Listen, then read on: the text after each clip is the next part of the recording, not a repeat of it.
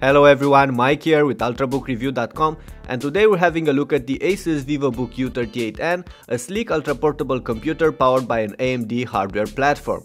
That's a bit unusual in a market mostly dominated by Intel-driven ultrabooks, but the ASUS U38N is actually an excellent device, as you'll find from this review, so tag along. Oh, and don't forget to share this clip to your friends and subscribe to our channel if you like the video. Your support is of much help to us. Okay, we're going to start by having a quick look at this laptop, and I must say it reminds me a lot of the ASUS Zenbook UX32A I've tested a while ago. It comes with an aluminum outer shell, it looks good, it feels fairly sturdy, and it's overall light and thin. In fact, the ASUS U38N is a 13.3 incher, measures 326 by 226 by 19 mm and weighs about 1.5 kilos or around 3.4 pounds. That makes it a bit thicker and heavier than the average 13.3 inch ultrabook, but it's still a fairly portable device. On top of that, I find it durable and solid, although the aluminum lid cover does bend when pressed a bit harder and the metal finish will scratch quite easily. But that's just what metal does. On the sides, the ASUS VivoBook U38N packs plenty of ports. You'll get an USB slot and an SD card reader on the left, plus a small system status LED, the headphone jack, a mini VGA port, full-size HDMI output, two USB 3.0 slots and the PSU on the right. Yes, the Ethernet port is missing and there's no full-size VGA, but ASUS will most likely offer adapters for those in the back. Turning the laptop upside down, you'll notice the aluminum covered underbelly with a clean design. The battery is not removable, and in fact the only things piercing the metal backshell are some cooling grills and the two speakers placed on the left and right ridges. Those being said, let's actually lift this notebook's lid. Inside you'll notice the now familiar looks we've seen on Zenbooks lately, with a simple aluminum covered body and a spacious palm rest.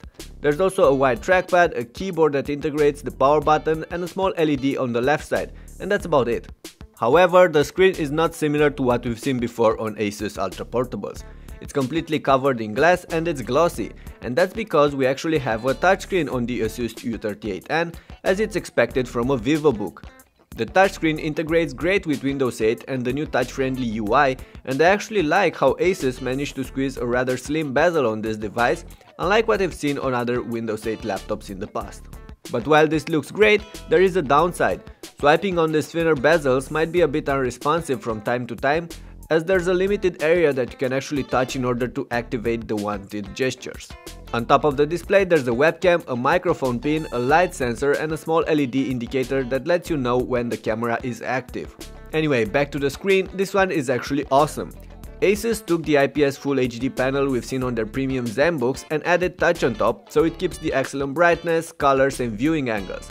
Yes, the protective glass on top makes the whole thing glossy, thus annoying in strong light, but a matte touchscreen would have been a bigger issue, as matte displays are incredibly difficult to clean. Okay, so while the screen is great, the keyboard and the trackpad on this laptop are not that bad either. The keyboard is backlit and comes with properly sized and spaced keys, but they're just a bit too shallow and mushy. You will get used to them eventually, but if you plan to do a lot of typing on your laptop, you might want to look elsewhere.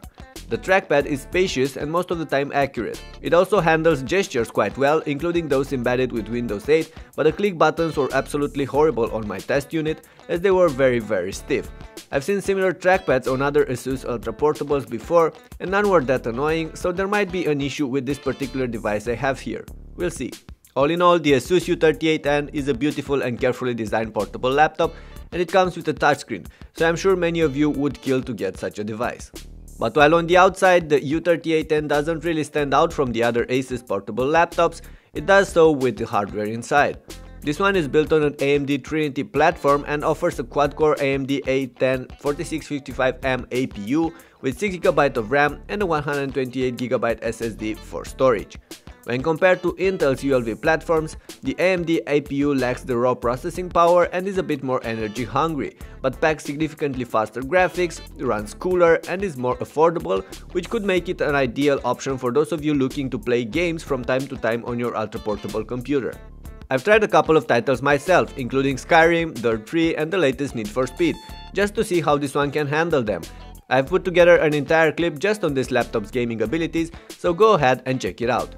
I've also ran a couple of synthetic benchmarks on the AMD A10 APU, and all the results are included in the written review on ultrabookraeview.com. You can find the link to it in the description down below. However, you might wonder how this laptop deals with everyday activities. Well, I can't complain. The laptop boots in under 20 seconds, and I did notice some occasional stuttering when multitasking between apps, but most of the time the ASUS U38N was pretty snappy. Browsing, watching movies and listening to music, editing text, chatting with friends and all the other sorts of daily activities are easy tasks for it. However, when dealing with CPU-intensive chores like editing videos or running programming software, the AMD-powered ASUS U38N tends to be significantly slower than the Intel ULV-driven alternatives, especially when put next to the Core i7 options. As for how well you'll get along with Windows 8, well, that depends on how willing are you to learn a new OS, because a lot of things have changed over the previous Windows versions. There's a lot of focus on the gestures and the new touch-friendly UI, plus the apps you could get in the Windows Store that should make the touchscreen more useful. Right now, however, the store is still young and quite barren, but in time it should get better. Of course, the laptop also comes with a classic desktop mode and runs all the software you're familiar with from your older computers. For that though, the touchscreen is not going to be any good and you'll have to get back to the classic touchpad or even better, to a mouse. Moving on, let's focus a bit on the details that can make or break a modern laptop. As I mentioned before, the ASUS U38N runs cool pretty much all of the time. Even when gaming, the palm rest or the keyboard won't get more than mildly warm, while the bottom is nowhere as hot as what I've got with Intel-powered devices. However, the laptop is rather noisy. There's a constant fan roar with it, no matter if it's in idle or heavily pushed. From what I can tell, the fans spin at constant speed no matter what, as they never get louder than they are when turning on the laptop, but they never get quieter or turn off either. Once again, this might be an issue with my unit, or hopefully it's something that could be addressed with a later software patch. The speakers on this laptop aren't bad. They punch good quality sound for a thin laptop like this one, but I would have appreciated if they were a bit louder too. As for the wireless performances, I did not encounter any issues while playing with this laptop. The embedded Broadcom adapter also comes with Bluetooth, but there's unfortunately no Wi-Fi included. And then there's the battery life. Like I mentioned before, the AMD APU is not as efficient as the Intel platforms. However, that really depends on what you're doing on this laptop, as there are cases where the platform performs quite well, for instance when dealing with HD video content. So you will be able to get between 3 to 5 or even 6 hours of life from the ASUS U38N, and if you're looking for the exact numbers I got with various activities, check them out in the written review. As for the prices, the ASUS VivoBook U38N is available right now in Europe for between 800 to 900 euros. That should translate into $900 to $1,000 when it reaches the US, although prices might even get lower by then. Even so, if the top ASUS U38N configuration, the one tested here, will get in stores for under $1,000, I believe it's going to be quite well received. All in all, ultrabooks like the Zenbook Prime UX31A still hold the upper hand when it comes to raw power and the thin and light form factor. But the U38N is not a lot thicker or bulkier, and for multimedia and games it's actually a more suitable laptop than those Zenbooks, and it's also more affordable. So in the end, the VivoBook U38N is not the perfect ultra-portable for everyone, but for a certain category of buyers it might be. And I for one am glad to see AMD finally making a noticeable step in this segment of thin and light notebooks. Hopefully it's not too little too late. And that pretty much wraps up this video.